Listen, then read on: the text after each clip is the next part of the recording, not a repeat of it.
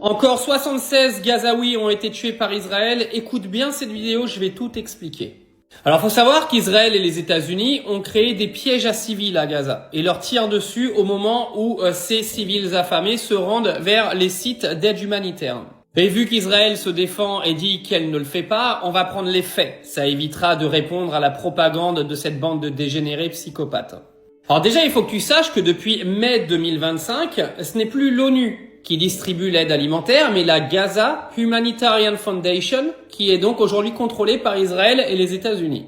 Ils distribuent tout ce qui est nourriture, eau, kits essentiels, etc. à Gaza. Alors ces centres, où ils sont placés? Ils sont placés sur des centres sécurisés, avec des clôtures grillagées qui sont aujourd'hui surveillées par des services américains. Des sociétés privées, naturellement. Et c'est très proche des troupes israéliennes, comme par hasard. Alors en fait, je t'explique de façon vulgaire ce qui est en train de se passer.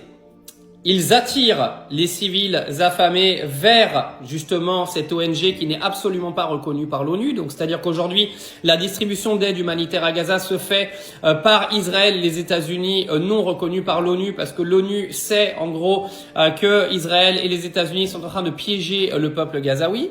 Donc ils les attirent vers cette distribution d'aide humanitaire. Et puis l'armée israélienne tire à vue. Ah, excusez-moi, Israël a dit que c'était pas vrai. Ils ont dit que c'était des tirs de sommation ou des tirs qui ont été faits par erreur. Ah oui, excusez-moi, j'avais oublié qu'ils mettaient des enfants de 2 ans dans l'armée israélienne et des enfants de 2 ans qui tirent par erreur sur la foule. Je vais te donner quelques exemples. Les 16, 18 et 19 juin, plusieurs dizaines de morts autour du point de distribution près de Rafah. À chaque fois, les témoins parlent de tirs directs, mais pas d'émeutes. C'est-à-dire qu'il y a eu plus de 100 morts sur les 3 derniers jours, avec des civils qui se dirigent vers les points de ravitaillement, et vous avez l'armée israélienne qui leur tire dessus. Alors apparemment, il y a même aujourd'hui des faits qui disent que Israël aurait utilisé des chars et aurait bombardé avec des tirs d'obus dans la foule, et des drones qui seraient arrivés pour mitrailler les gens qui étaient sur le point de ravitaillement. Soit disant qu'apparemment, à l'intérieur de ce groupe, il y aurait un combattant du Hamas. La même excuse bidon qu'ils utilisent pour détruire des hôpitaux à Gaza en venant dire que pour un combattant qui se cacherait dans l'hôpital, ils sont prêts à tuer des centaines de personnes. Ça s'appelle des crimes de guerre, mais comme les lois internationales, de toute façon, plus personne ne les respecte et qu'Israël a le feu vert de faire ce qu'il veut, du coup, tout le monde s'en branle. Continuons de tuer des Gazaouis, après tout, ce ne sont que des Gazaouis. Faut savoir que Amnesty International et l'ONU considèrent ces centres de ravitaillement comme des armes pour Israël.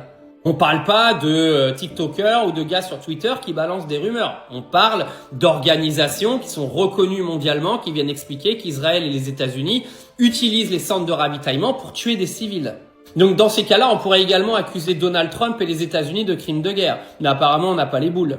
Donc ce monde pue la merde, un monde contrôlé aujourd'hui par Israël et les États-Unis. On le voit avec ce qui se passe également avec l'Iran. Aujourd'hui, il y a 2 pays qui contrôlent tout et arrive un moment, il va falloir que ça s'arrête.